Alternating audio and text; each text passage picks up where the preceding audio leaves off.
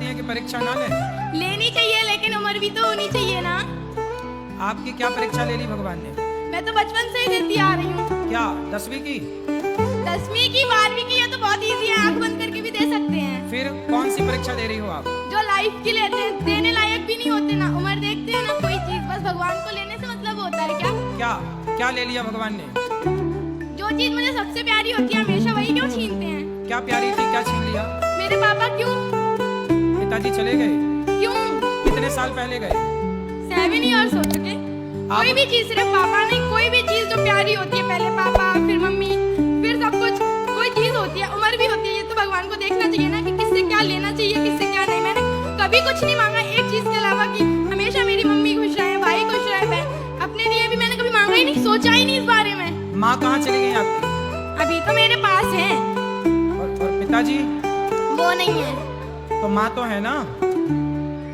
पिताजी को बेटा आप ये सोचो कि जिस दिन आपका जन्म हुआ था उसी दिन आपके पिताजी यदि चले जाते तो जाना तो था ही, वो ज्यादा अच्छा रहता ना। लेकिन आपके पुण्य के कारण, अच्छे कर्म कोई होंगे जिसके कारण भगवान ने इतने दिनों तक रखा। और अब आपको पिता का जितना प्यार मिला उतना मिलके अब भगवान से जुड़ जाना चाहिए। हमेशा मुझसे वही चीज छीनते हैं जो मुझे सबसे प्यारी रहती है। ना बेटा, भगवान ऐसा नहीं करते। वो ऐसा ही करते हैं। हर एक चीज भी देखिए, जो जितना मुझे मानता है ना उतना ही वो उससे छीनते हैं, उससे ही परीक्षा लेते हैं। भगवान श्री कृष्ण के भांजे थे अभिमन्यु। 19 साल की उम्र में वो चले गए भगवान के घर, मृत्यु हो गई। उस समय उनकी पत्नी उत्तरा गर्भवती थी, तो भगवान चाहते तो अपने सगे भांजे को बचा लेते, पर ये मृत्यु लोक है ना बेटा।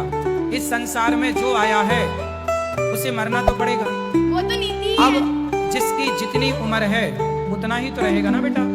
इसलिए भगवान का दोष नहीं है। प्रत्येक व्यक्ति जब जन्म लेता है तो अपनी उम्र उसी टाइम वो निश्चित कर लेता है कि मुझे इतने साल जीना है। उसके बाद उसकी पहले ही ये सुनिश्चित हो जाता है कि इसके बाद मरना है। तो जो लिखा है, कहते हैं ना, लिखा किस्मत में मिटता नहीं मिटाने से, समय को काट लो भैया किसी बहाने से।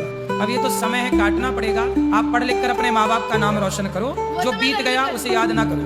एक चीज और, मुझे याद नहीं होता, याद किया हुआ भूल जाती हूँ, अब भूल जाती हूँ, पहले नहीं भूलती। तो आपका ध्यान इस तरफ चला गया ना कि भगवान ने मेरे साथ। फालतू की चीजों में तो बिल्कुल ही नहीं है। तो सिर्फ एक ही टेंशन रहती है, मम्मी की, भाई की, बहन की, उनके लिए कुछ करना है। अब चिंता आप ना करो, भगवान है सबकी चिंता करने वाले।